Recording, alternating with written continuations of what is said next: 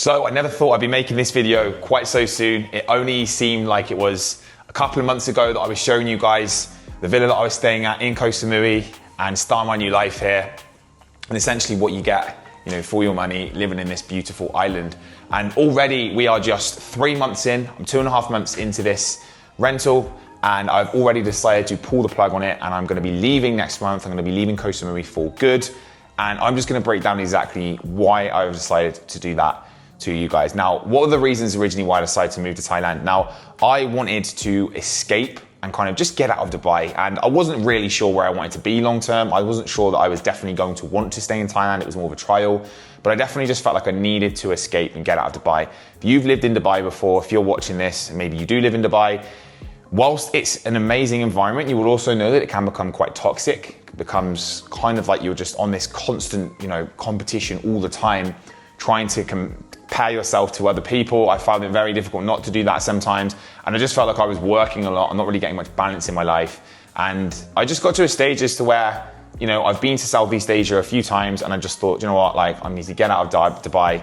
I need to experience where I believe I'm at my happiest, which I think is in Thailand, places like Bali as well. I've had an amazing time.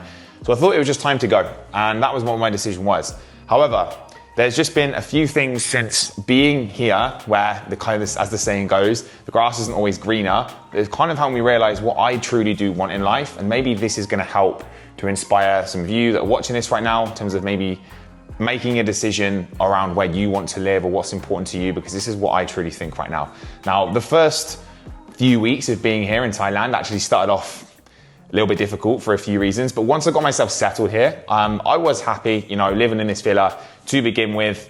I never even thought in a million years that I'd be able to live in a place like this. Like, I never thought I would be able to, be here, and that was an amazing feeling. Like, to think that I'd put myself in this position, to be able to live in an amazing villa like this by myself was insane. It was a real good sense of fulfillment as well. I was very pleased, I was very happy, but that kind of just ended up drying up quite quickly. You kind of start to just get numb to being in this kind of environment. Like, we've got a pool, we've got amazing terrace, I've got like my dream gym equipment outside. And like, to begin with, again, I was like, this is insane. I was doing workouts out there, but you just get numb to these things. This is what happens, guys. Like, when you wake up every single day and you're doing the same and you're in the same routine, you just get numb to your environment.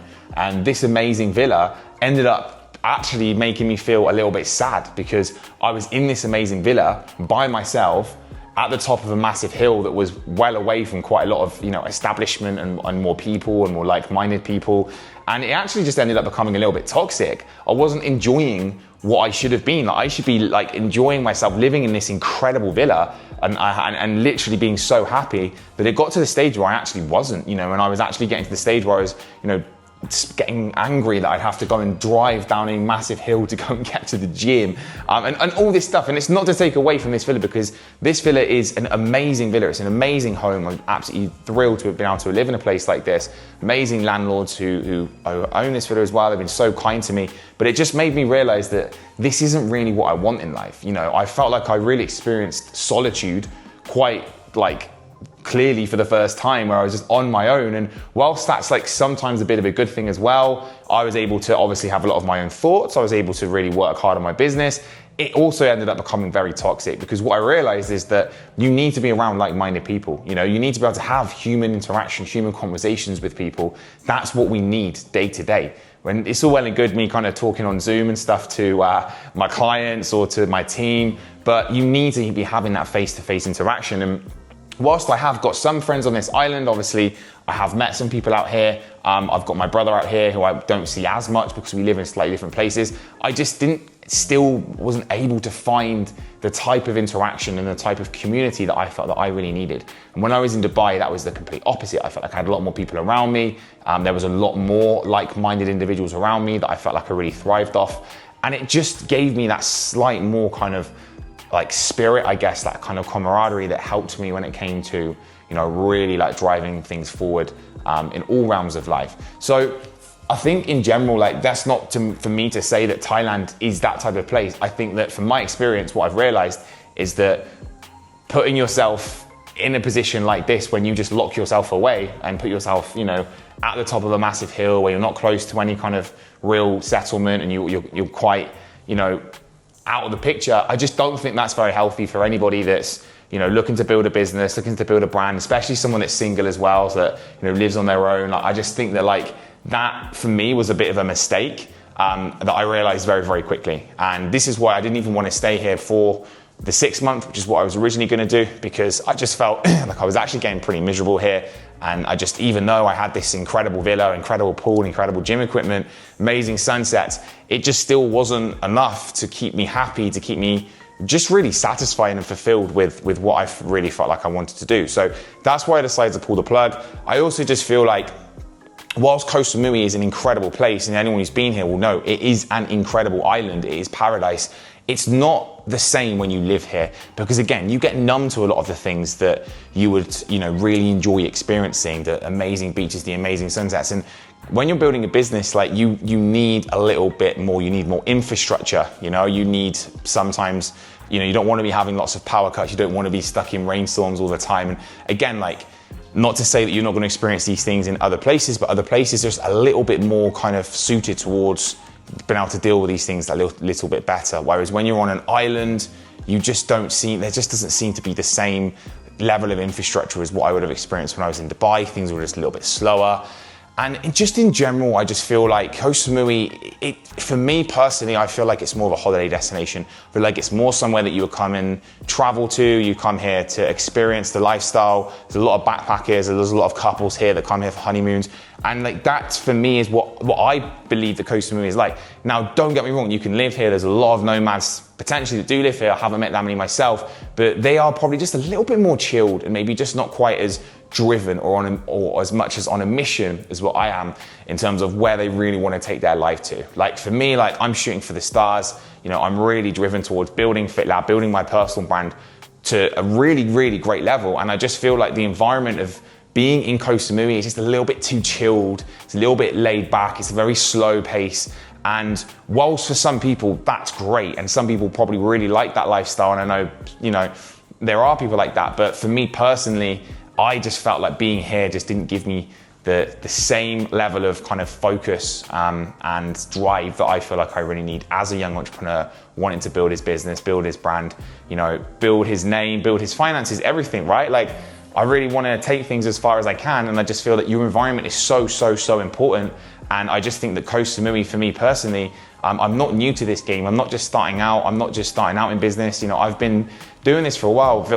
I've built FitLab to already a good level. Like we've got a team. We're working with clients across the world. It's not like I'm new to this. So I'm really looking to take my business to that next level.